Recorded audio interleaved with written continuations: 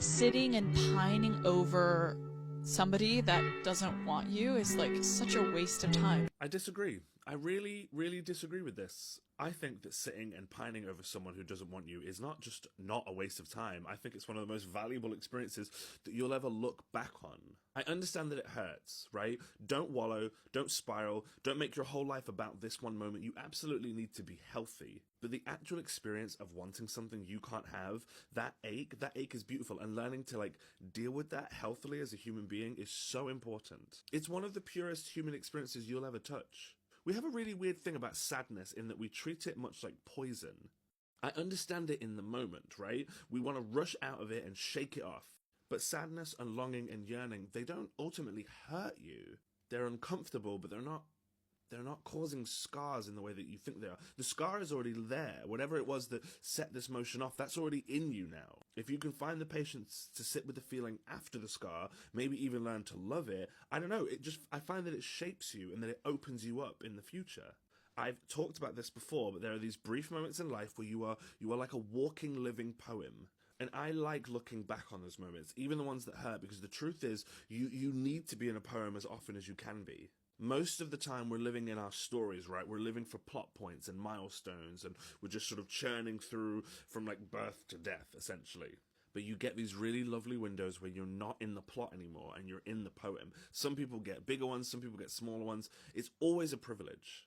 And it's especially a privilege that you should undertake, because some people won't ever get it. Some people will not get the privilege of heartache, right? They're dealing in surviving. And so pining for someone who doesn't want you back is sadly one of those goddamn poems. It's painful, but it's also a bouquet of flowers. It's grief and beauty tied together.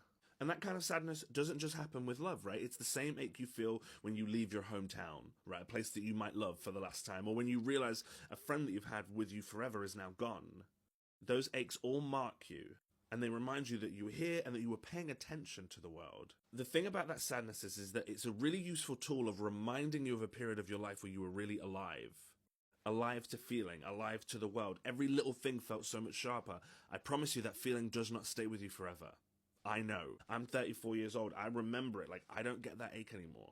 I don't get that feeling, that pit in my stomach anymore. I haven't felt that really in maybe 5 years, and it was rough 5 years ago too. I remember it well. I get frustrated, I get annoyed, I get a feeling of well, that's a shame, or sometimes a feeling of nothingness. But I don't get the ache. I don't get the pining. It goes, man. The yearning goes. It wanes. You one day just will not have it in the way that you had it when you were young. It's the same thing about the opposite, right?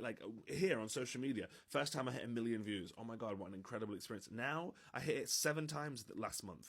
Doesn't feel the same because your body gets more used to it. It also gets used to pain. You get better at that suffering, and so then you don't get that precious ache anymore. That pain, that wanting a person who doesn't want you back, that'll pass, I promise you. Time is always a healer, but the ache is a goddamn gift, man. And it's one of those rare moments where you step outside of your story and life gets to write you much more like a poem.